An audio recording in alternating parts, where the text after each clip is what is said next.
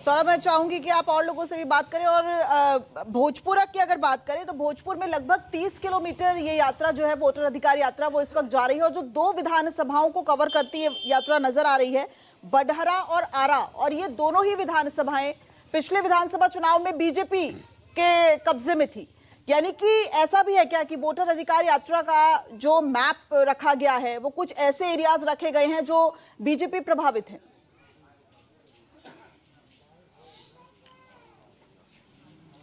जी बिल्कुल दिव्या, बिल्कुल सही कह रही है। लेकिन अगर छपरा की बात करें तो छपरा से होकर यात्रा जो है वो भोजपुर पहुंची है, लेकिन छपरा में स्थिति जो है वो बिल्कुल उल्टा है। अगर छपरा जिले में टोटल 6 विधानसभा है, जिसमें 4 विधानसभा क्षेत्र में महागठबंधन का कब्जा है और 2 जो विधानसभा सीट है उसमें एनडीए का कब्जा है। दूसरी तरफ अगर गंगा उस पार अगर भोजपुर की बात करें तो निश्चित रूप से चाहे आरा हो, बक्सर हो, शाहाबाद का जो पूरा इलाका है, आपने देखा होगा कि लोकसभा चुनाव में बीजेपी को, एनडीए को काफी नुकसान उठाना पड़ा था। तो ऐसा नहीं है कि जहां जहां यात्रा का जो रूट बनाया गया है वो एनडीए का गढ़ है। लेकिन हाँ, इस बात का ख्याल जरूर रखा गया है कि जो महागठबंधन का गढ़ है वह और भी ज़्यादा मजबूत हो जाए।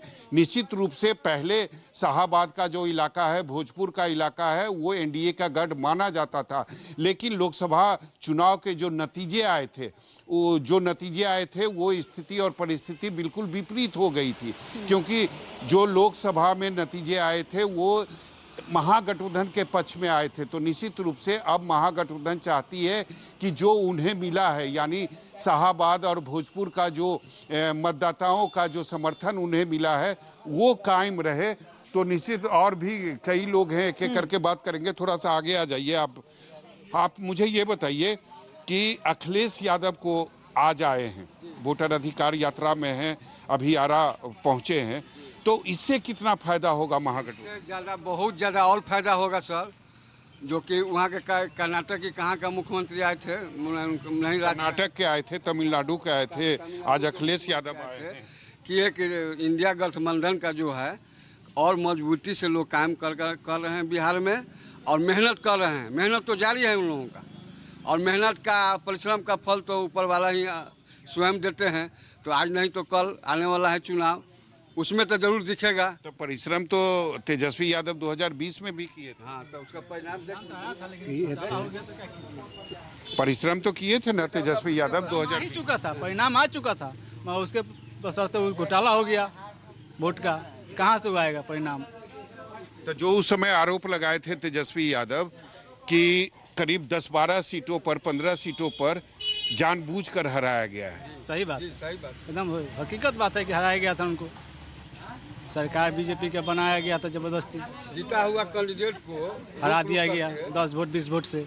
कारण 10-12 उम्मीदवार जो हैं वो काफी कम मार्जिन से हारे। बिल्कुल, हम लोग टकटकी लगाए हुए थे टीवी पर, और देर रात्रि तक हम लोग 2 बजे तक जगे हुए थे। 2 बजे तक भी काउंटिंग होते रह गया और कुछ नहीं बताया गया। सुबह पर हुआ क्या कि नहीं, एनडीए का सरकार बन गया। सारण में हार गई रोहिणी आचार्य। जी बिल्कुल, यहाँ कंफर्म वोट था एकदम पूरा कि रोहिणी आचार्य यहाँ से जीत रही हैं।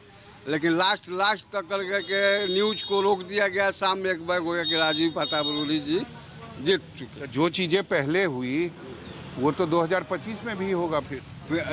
इसीलिए तो राहुल जी निकाले हैं वोटर अधिकार माने यात्रा, वोटर अधिकार यात्रा राहुल जी निकाले कि आप लोग जागरूक रहिए और ज़्यादा से ज़्यादा महागठबंधन को साथ दीजिए, वोट कीजिए, और देखिए कि कहीं कोई चोरी तो नहीं कर रहा है। तो कैसे पकड़िएगा इस बार? पिछला चुनाव में जब केजरीवाल जी का जब सरकार बनी हुई थी तो उन्होंने हर एक बूथ पर, काउंटिंग बूथ पर अपना आदमी लगाए हुए थे कि कोई बक्सा तो नहीं बदल रहा है। केजरीवाल जी की मैं बात बोल रहा हूँ कि कहीं कोई बक्सा तो नहीं बदल रहा है। तो उसी तरह यहाँ भी लोगों को सचेत रहना होगा, काउंटिंग के पहले से काउंटिंग के बाद तक, तभी जाकर ऐसा होगा, नहीं तो गेम तो चालू है। राहुल जी तो कहते हैं कि बिहार के लोग काफी चालाक होते हैं, काफी साहसी होते हैं, यहाँ वोट चोरी होने नहीं देंगे।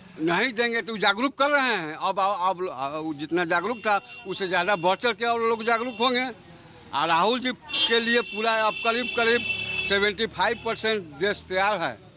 मैं बिहार की सिर्फ बात नहीं कर रहा हूँ, 2029 की बात कर रहे हैं। जी हाँ, 2029 की बात कर रहे हैं।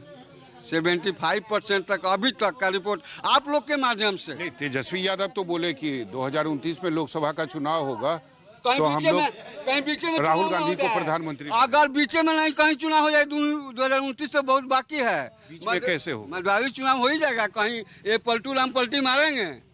अगर सत्ता हाथ से गई तो पलटू राम पलटू मरबे करेंगे। तो वो फिर आरजेडी में आ जाएंगे। आप आरजेडी महागठबंधन में आ जाएंगे, आरजेडी नहीं आएंगे, महागठबंधन में आ जाएंगे और वहाँ जाएगा केंद्र में सरकार सेंट्रल चलेगी। जाएगा। मध्यावधि चुनाव मत हो जाए कहीं बीचे में 2029 के पहले। अगर ऐसा स्थिति नौबत मैंने पैदा हुआ बिहार में तो देख लीजिएगा आप। बिहार में आपको लगता है कि अगर सत्ता परिवर्तन होगा तो केंद्र में भी हो सकता है? जी बिल्कुल, क्योंकि ये अपना जान बचाने के लिए महागठबंधन में आएंगे। जो घोटाला, सीजन घोटाला जो हुआ था, छुपा हुआ है बक्सा में अभी तक, वो सब राज धीरे धीरे और खुलेगा ना जब सत्ता हाथ से निकलेगी उनका। तो एक इंजीनियर के घर से करोड़ों करोड़ रुपया मिल रहा है सर कंकड़बाग में। जो नोट को हम लोग को देखने को नहीं मिला है, और जला करके लोग ऊपर छत पर आए में पानी टंकी में लोग 20 लाख से ज्यादा। वो पैसा कहाँ से आया? किसका पैसा था? किसी नेता अफसर कहीं ना होगा। 15,000 के बीजेपी और नीतीश कुमार के जो नेता हैं वो तो कहते हैं कि भ्रष्टाचार हमारे एनडीए सरकार में नहीं है। भ्रष्टाचार और कानून व्यवस्था खराब थी जंगल राज के समय, लालू यादव के समय। नहीं, ऐसा बात नहीं, ऐसा बात नहीं। उनको बदनाम किया गया। अभी कानून व्यवस्था ठीक है बिहार में। आप देख रहे हैं ना, चौपट नंगलिया चौपट राजा में इस विशाल जनसभा